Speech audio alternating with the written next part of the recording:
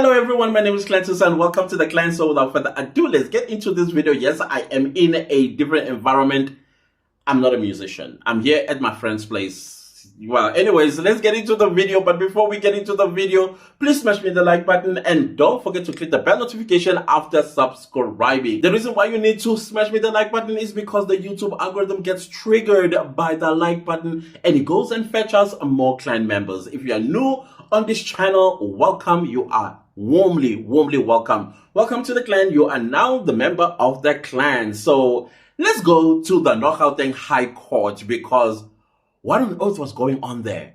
A whole dentist doing a job of a medical doctor?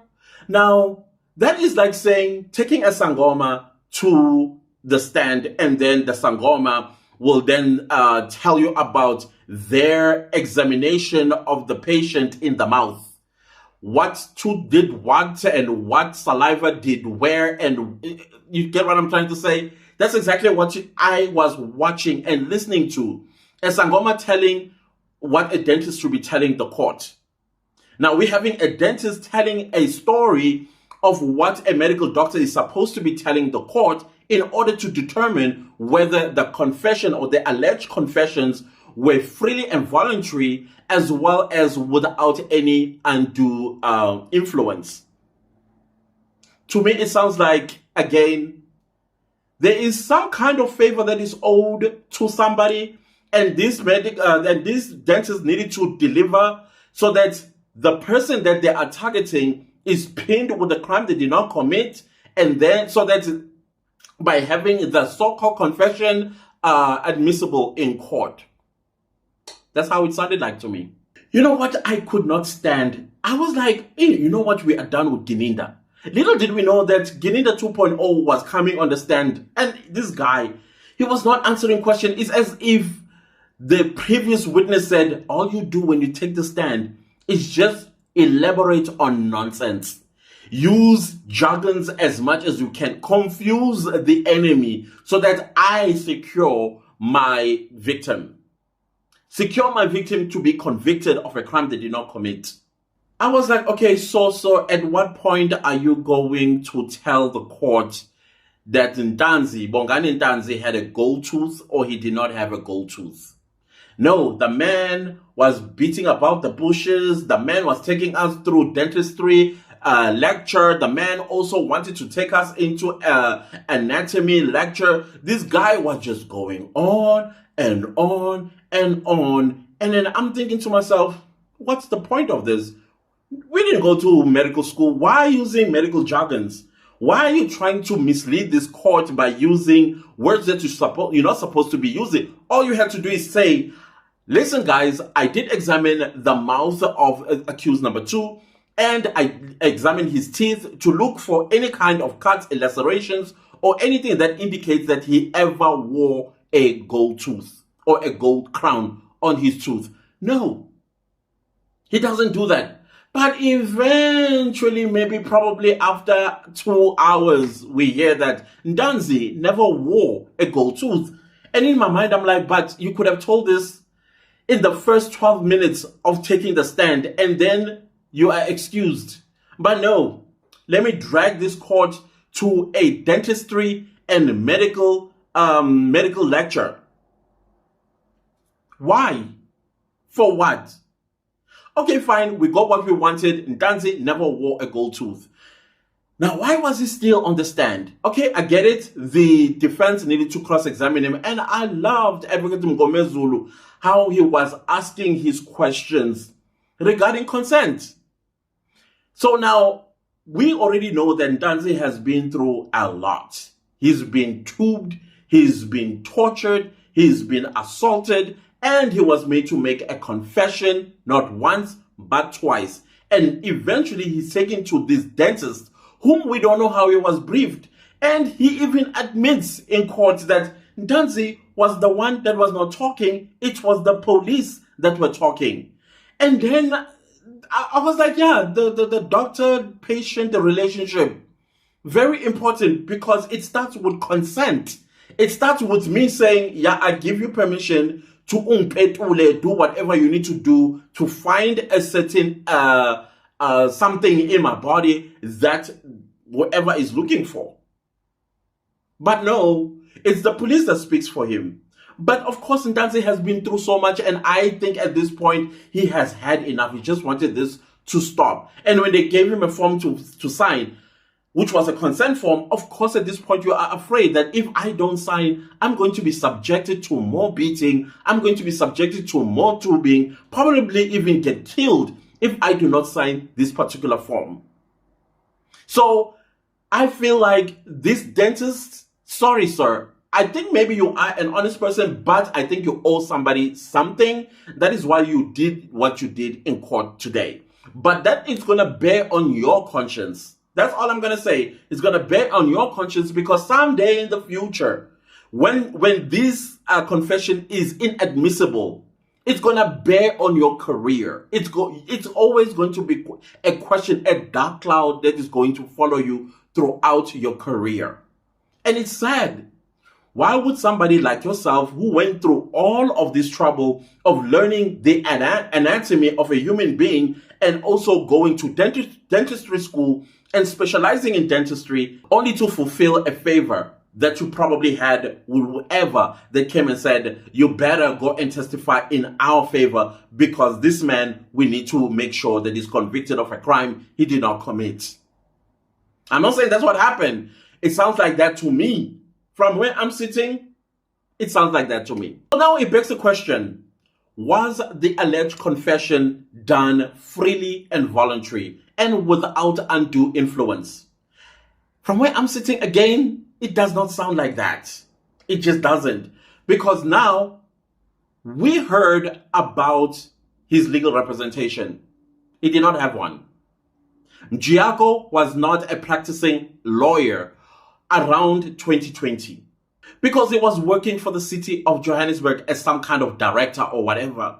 And from what I understand is that he was not allowed to be a director of a city of Johannesburg, and at the same time he's practicing law and going to represent people in court, when he's supposed to be looking after the best interest of the city of Johannesburg. But no, he's gallivanting to Boksburg, he's gallivanting to Northwest, he's gallivanting to all these places that Ntanzi and Muzi were taken to. For what?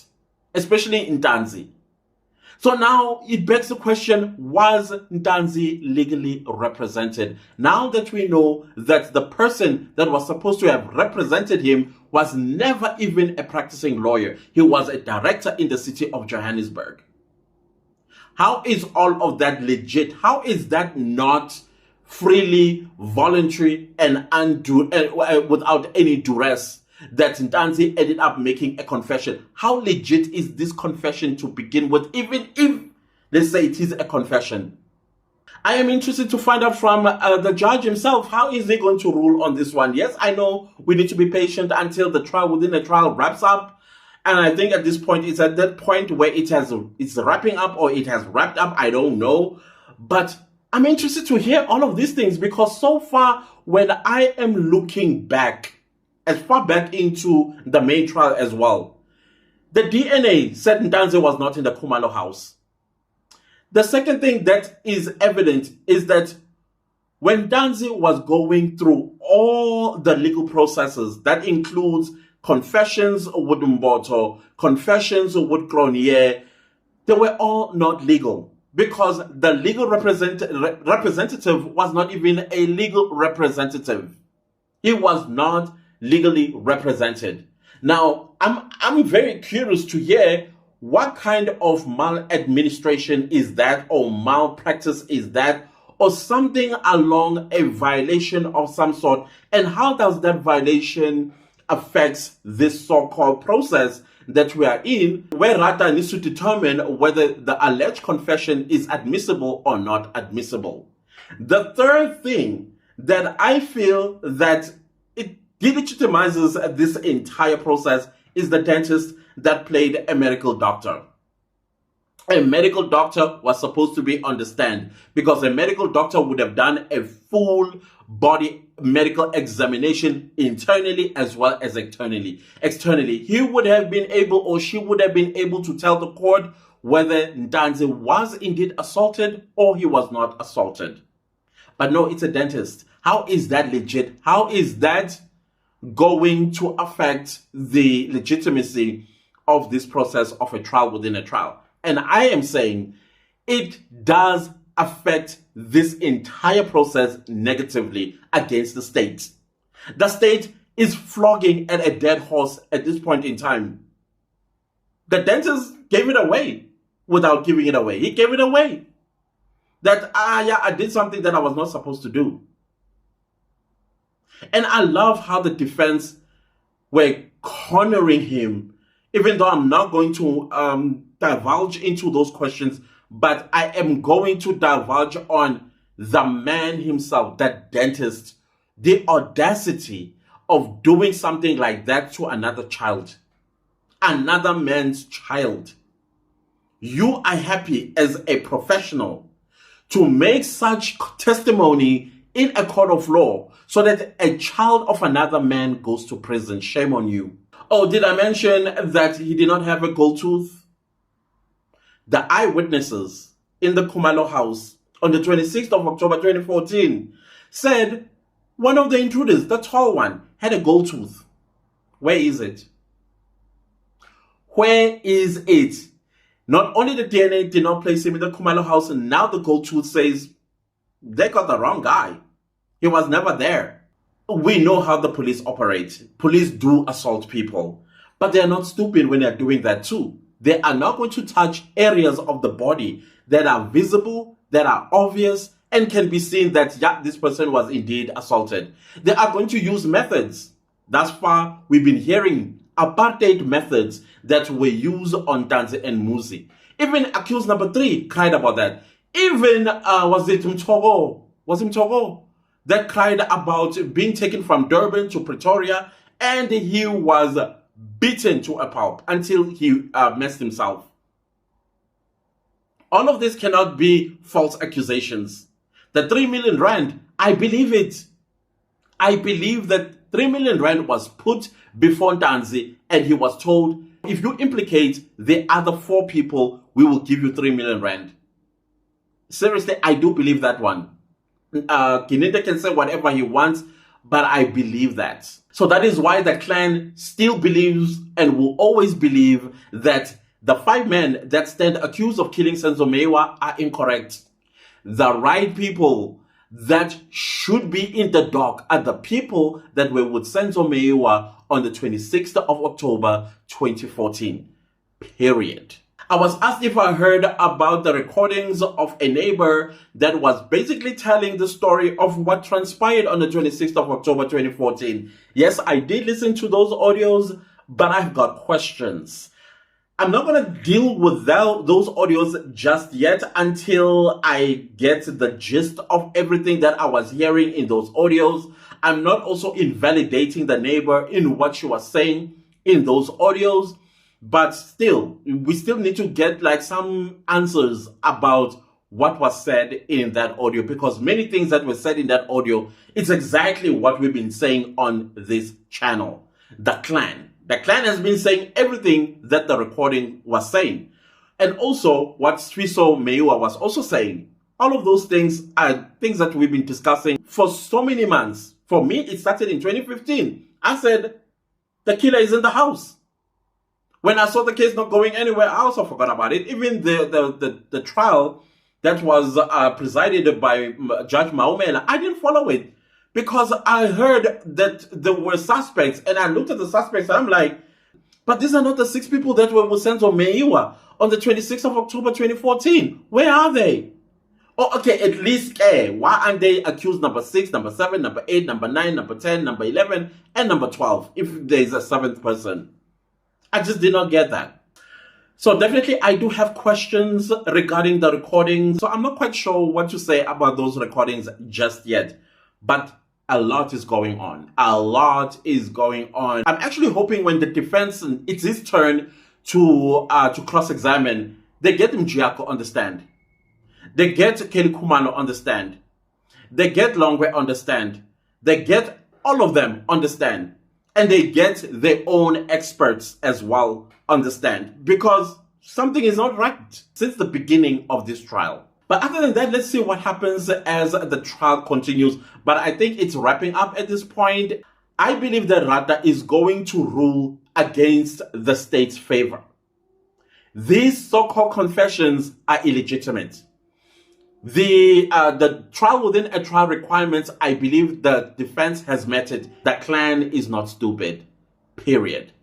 Anyways, guys, if you like the video, give it a like. If you didn't like the video, give it a like. Anyways, do subscribe to my YouTube channel and don't forget to click the bell notification so that you get notified every time I upload a new video. Thank you so much to everybody that's super thanking the channel and supporting it financially. I highly appreciate y'all. You are the best. Please leave a comment down below and let me know, what did you think about today's proceedings? Honestly speaking, they were bizarre. Bizarre that you have a dentist doing a medical doctor's job.